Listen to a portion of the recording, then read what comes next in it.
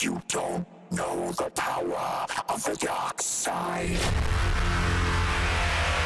What's up guys, Nebit here, back with another Star Wars Galaxy of Heroes commentary video, and today we are hitting my roster review on my alt account now.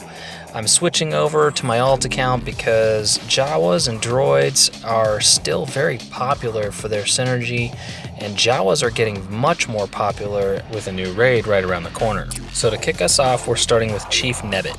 Chief Nebit is a Jawa tank, and as such has pretty good health. Before mods, he has 45,500 health and protection combined, and his speed is slightly below average, but around average at 109. His tenacity is really good at 34%, and he has 10% health steal, which will help him stay alive. Although he's not really doing a whole lot of damage with his attacks, but we'll get to that in a bit. And other important stats for tank, his armor and resistance are both pretty good. When it comes to gearing Nebit, he's actually one of the easiest Jawas to gear.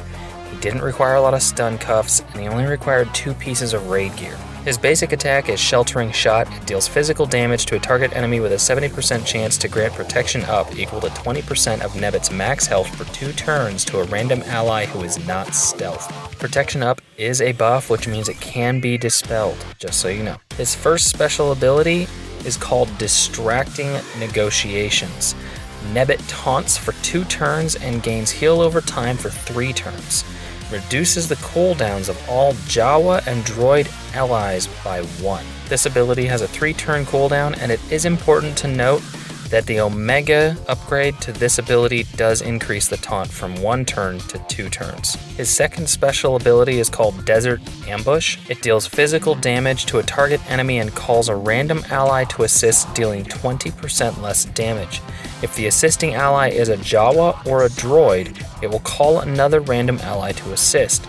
All Jawa called to assist gain stealth for 3 turns. It's important to note, because they gain stealth, they now are immune from gaining protection up from his basic attack. And then finally, his leader ability is called Raiding Parties.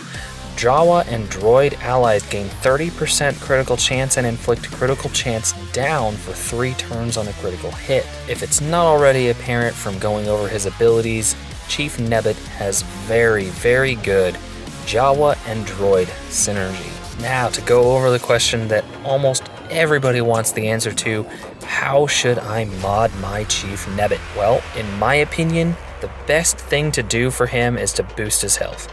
Because of his basic attack granting protection up that is based on a percentage of his max health, I chose to go with all health mods with health percentage main stats. I also tried to find defense on mods where I could. If you're wanting to add Chief Nebit to your roster, his character shards can be found in the arena store. So how should you use Chief Nebit? Chief Nebit is most effectively used on a squad with other droids and or Jawas.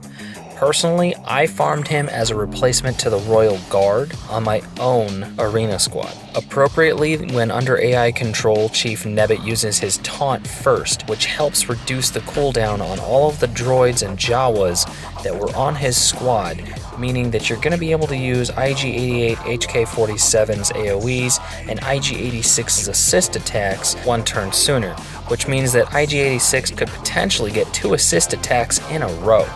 It's also going to bring Jawa Engineer's Recalibrate ability, which increases turn meter of Jawa and Droid allies, back into the fight that much sooner, giving your team a little bit more of a tactical advantage as far as getting those hits in more often.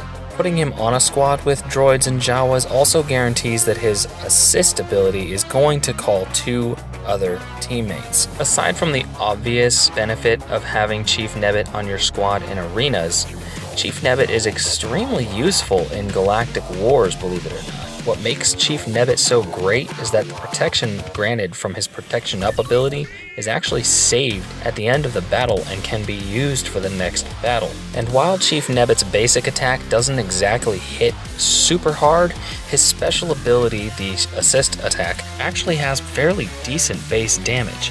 It's capable of critting from anywhere in the 5,000 to 6,500 damage range, and I've been very impressed with how much damage he can do with that attack, especially when he calls in 88 and 86, who have very high critical damage. Alternative squad setups that include Chief Nebit as a leader are usually squads that have IG-88 and IG-86 with 2 other Jawas as support. The most common Jawas I see in support are Jawa Engineer for his turn meter gain and heal abilities, and then either Jawa Scavenger or Jawa. At the end of the day, Chief Nebit is a good, solid tank who works best with droids and other Jawas.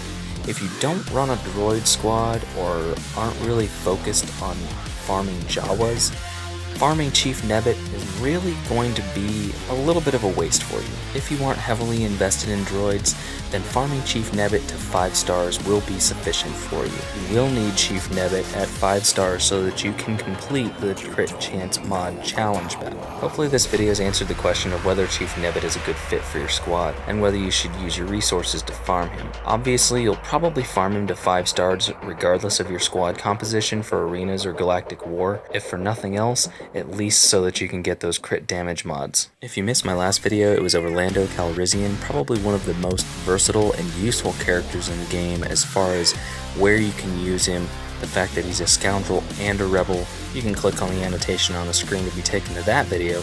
Also, you can follow me on Facebook and Twitter. Again, you can click the annotation on screen or follow the links in the description below.